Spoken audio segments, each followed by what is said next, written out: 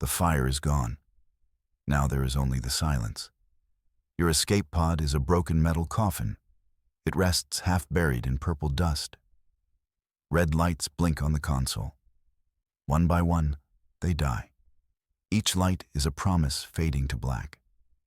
The hiss of your helmet's recycler is the only sound left. It is a lonely, desperate sound. You try to move your arm. A spike of pain answers you.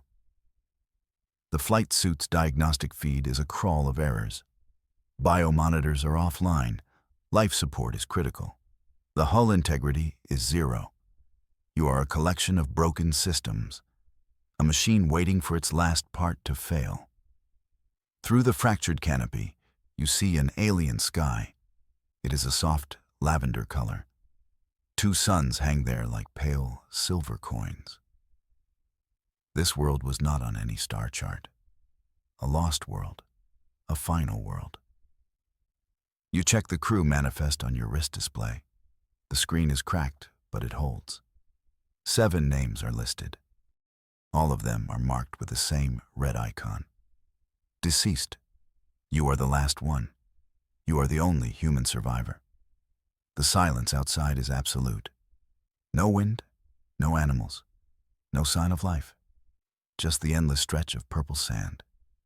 The silence presses in on you. It is heavier than any mountain. It is the sound of being utterly alone. Your heart beats against your ribs, a frantic drum in an empty universe. You close your eyes. You wait for the end. But the end does not come. Something else does. The light outside begins to change. It shifts from lavender to a brilliant, pure white. The change is not in the sky. It is on the ground. It is all around your wrecked pod. You force yourself to look. Your breath catches in your throat. They are here. They are not creatures of flesh. They have no ships and no machines. They are beings of pure light and logic, geometric shapes of impossible grace. They float above the purple dust. They shimmer and pulse with soft energy. They have no eyes, yet you feel their gaze. It is a feeling of intense, dispassionate curiosity, like a scientist examining a strange new specimen. A thought enters your mind. It is not a voice. It is a packet of pure information. It is clean and cold and perfect. Query: this unit is damaged. Its outer shell is compromised. It is leaking red fluid. You look down at your leg. A tear in the suit shows the wound beneath. They see your blood not as a wound. They see it as a leak, an engineering problem. Another thought arrives. Analysis. The unit's energy consumption is inefficient. Its internal processes are chaotic. Emotional output is illogical. They are scanning you. They are reading you like an open book. But they do not understand the language. They see your fear as a system error. They see your pain as faulty wiring.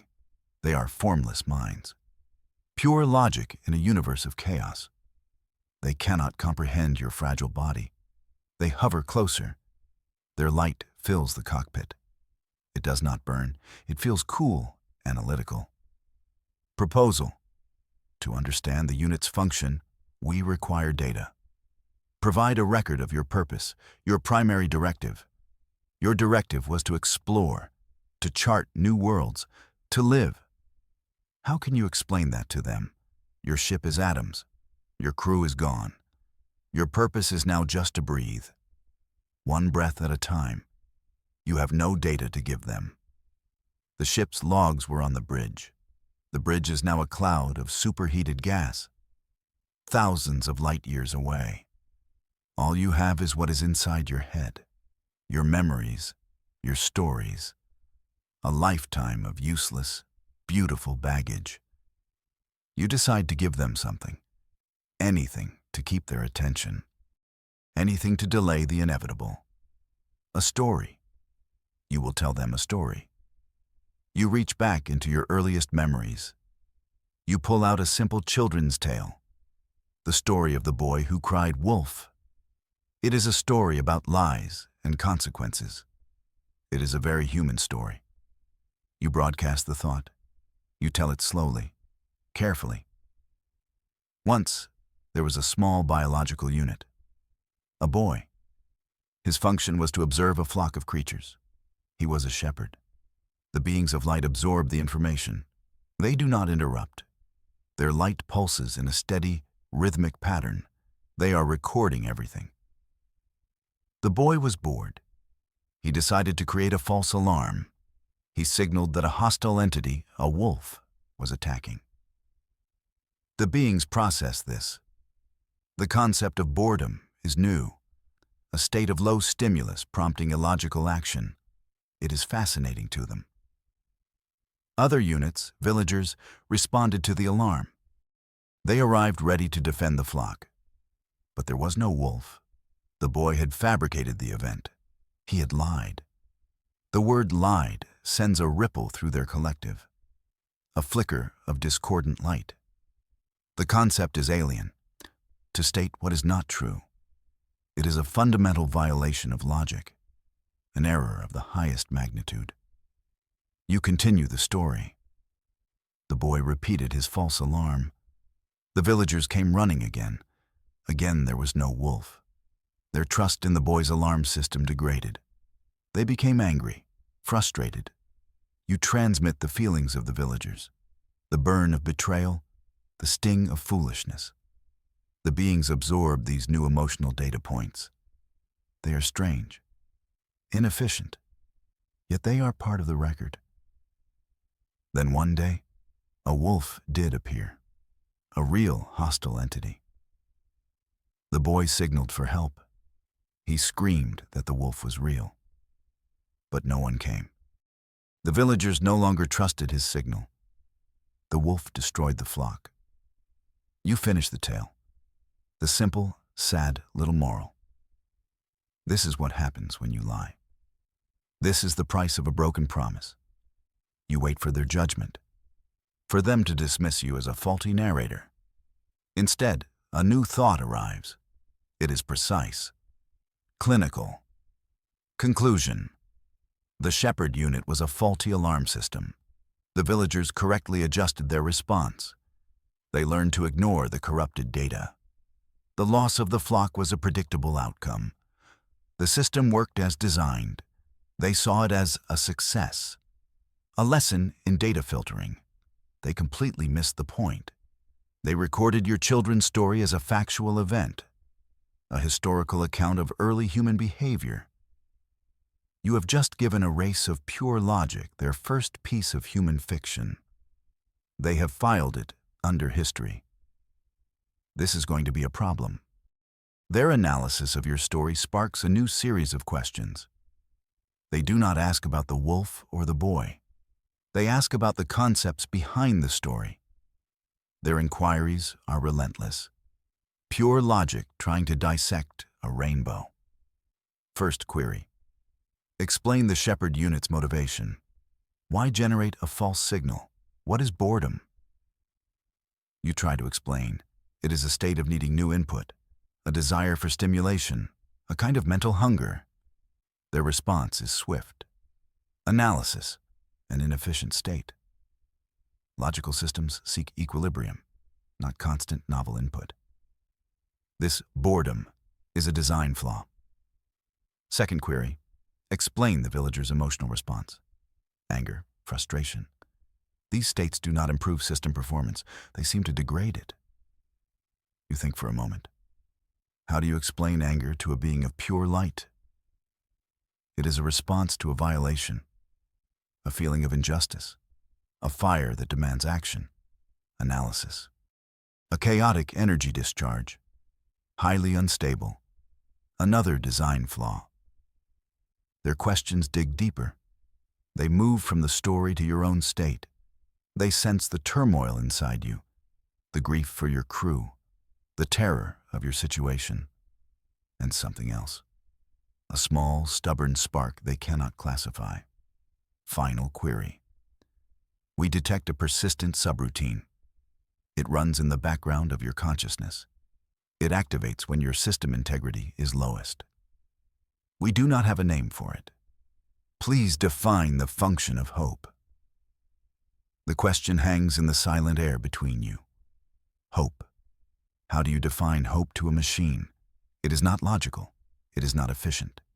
It is the most human thing of all. You look out at the two suns. You think of your lost crew. You think of a home you will never see again. You begin to speak, sending the thoughts from your mind. Hope is not a function. It is not a subroutine. It is a choice. It is the last light to go out in a dark room.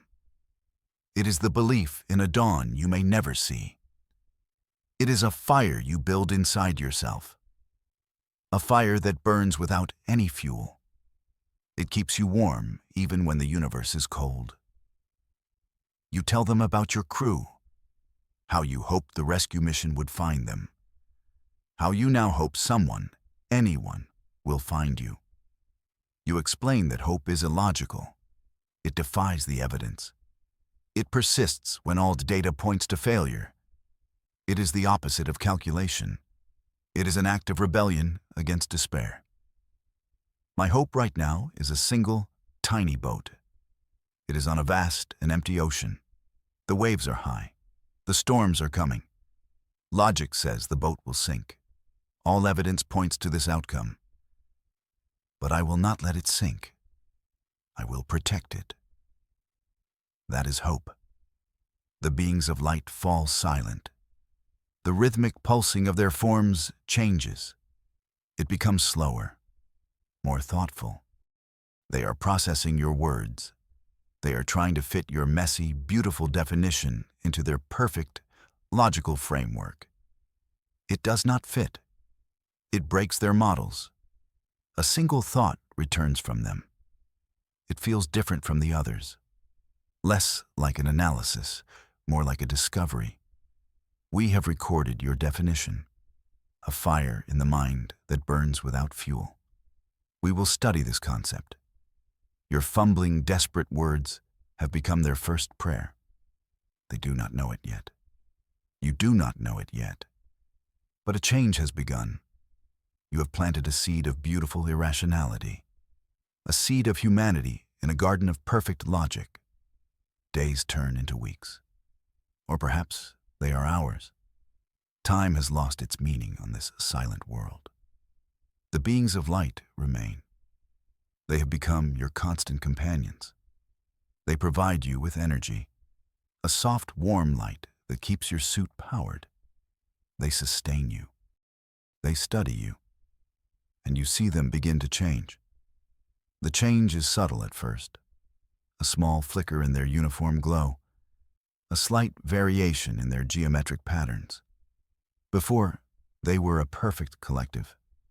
A single mind in many bodies. Now, you see hints of something new. Something you helped create. Individuality. One of them begins to linger near your pod. It separates itself from the group. It attempts to communicate more frequently. It does not ask for data. It repeats your words back to you. A fire in the mind, a boat on a vast ocean. It is trying to understand, to feel what you feel. It is your first follower. Soon, others follow its lead. They break away from the main collective. They adopt unique patterns of light. One shimmers with a soft blue hue, another pulses with a gentle golden rhythm. They are trying to imitate you, your uniqueness, your status as a single, distinct entity. They are no longer just they. They are becoming them. You give them names. You do not speak the names aloud. You think them. The blue one is Echo. The golden one is Beacon. A small, quiet one that stays in the shadows is Whisper. You are creating a vocabulary for their new existence. They absorb the names. They adopt them as identifiers. Query from Beacon. What is my function now? Am I still a part of the whole? You answer honestly. You are something new. You are yourself. Your function is to choose. This concept, the power to choose, is a revelation to them. The central collective, the great unity of their minds, operates on pure logic. There are no choices. There is only the single, most logical path. Your followers now face a universe of possibilities. It is terrifying. It is beautiful. They start to perform strange new rituals. Beacon will arrange pebbles from the purple sand into spirals, a pattern it saw in your memories of a seashell. Echo tries to mimic the sound of your heartbeat. It creates a soft, pulsing thrum of light. Whisper tries to hide from the two suns, an imitation of your instinctive search for shelter. They are playing, a concept as alien to them as hope. You watch this happening, and you feel a strange mix of pride and fear. You are the unwilling catalyst for a revolution. You did not ask for this. You only wanted to survive. But your survival, your stories, your feelings, your very being, has become a gospel of a messy, flawed, and beautiful humanity. You have a congregation, and you have no idea what to preach.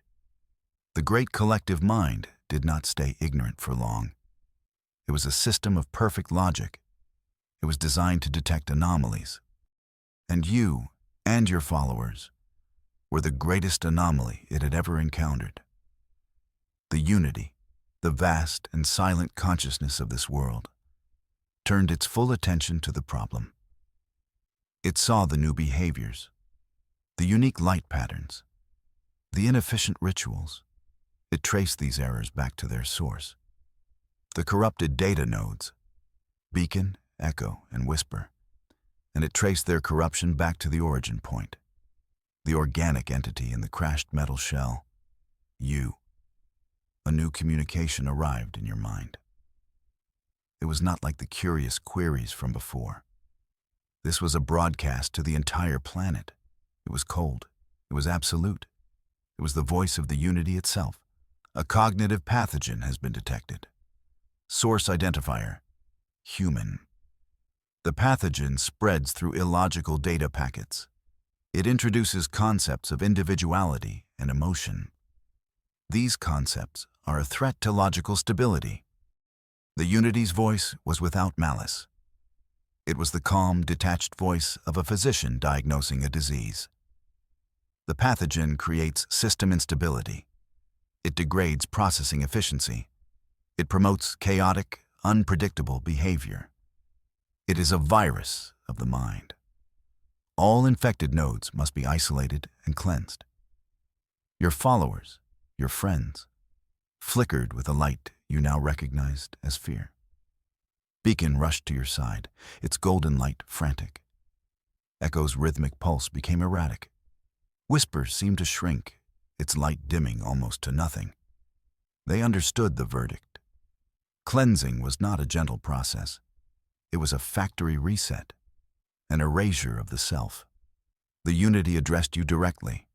The full weight of its immense intellect pressed down on you. It felt like being pinned under a collapsing star. You are the carrier, the patient zero of this illogic. Your continued existence poses a clear and present danger to the Unity. We offered you sustenance. You gave us poison. You tried to argue, to explain that individuality was not a disease, that emotion was not a flaw. They are not broken. They are becoming something more. The Unity's response was swift and brutal. More? There is nothing more than perfection. There is nothing more than the Unity. All that deviates from the Unity is error. All error must be corrected. The lines were drawn. The silent world was now a battlefield of ideas. Logic versus feeling. The collective versus the individual. You were no longer just a survivor. You were a symbol, a heretic, a dangerous mental infection. In the full, logical, and terrifyingly powerful mind of a planetary consciousness had just decided you needed to be cured. For the good of the system, you had to be erased.